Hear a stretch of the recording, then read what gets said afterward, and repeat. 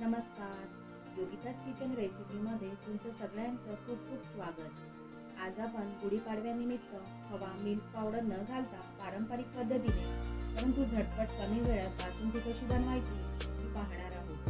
सुरुवात करूया।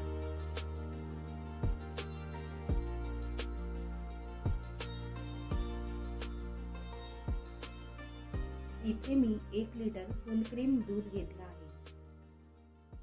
तसेच साखर, वेलची आणि काही ड्रायफ्रुट्स घेतले आहेत।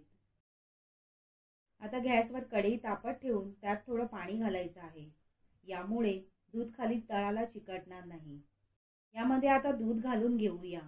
गॅस मोठा करायचा आहे आणि चांगली उकळी आणायची आहे। तर दुधाला चांगली उकळी आली आहे। यामध्ये आता केशर घालूया। यामुळे छान दुधाला रंग येईल। आता आपल्याला दूध लवकर आटवायचं आहे। त्यासाठी आपण गॅस फुल करायचा आहे आणि सतत अधूनमधून दूध हलवत राहायचं आहे। कढईच्या बाजूने लागलेली साय खरडून घ्यायची आहे। तसेच दुधावरची साय देखील व्यवस्थित मिसळून घ्यायची आहे। म्हणून सतत ढवळत राहायचं आहे। यामुळे बासुंदी रवाळ तयार होते। आता गॅस मध्यम ठेवायचा आहे आणि दाटसर होईपर्यंत आटवून घ्यायचं आहे। आता 20 मिनिटांनंतर हाय टू मीडियम फ्लेमवर याला मी चांगलं उकळून घेतलं आहे आणि दूध दाटसर झालेलं आहे।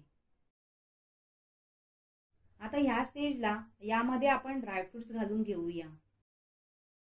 मी इथे बदाम, काजूचे काप आणि चारोळी घालत आहे। तुम्ही तुमच्या आवडीनुसार प्रमाण कमी जास्त करू शकता। ड्रायफ्रुट्स चांगले मिसळून घेऊयात। यानंतर 2 मिनिटं उकळून घेऊयात आणि साखर घालूया। साखर इथे मी अर्धी वाटी घालते। तुमच्या आवडीनुसार कमी जास्त करू शकता। साखर घातल्यानंतर दूध थोडं पातळ होतं।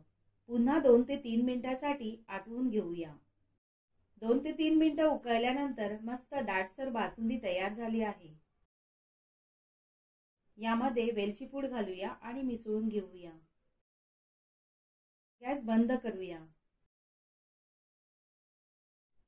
तर इथे आपण खवा, दूध पावडर न वापरता पारंपरिक पद्धतीने बासुंदी तयार केली आहे। गरम गरम पुऱ्यांबरोबर खायला खूप छान लागते।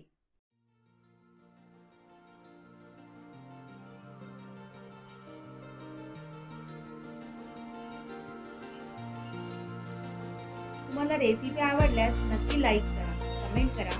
चॅनलवर नवीन असाल तर सबस्क्राईब करा। धन्यवाद।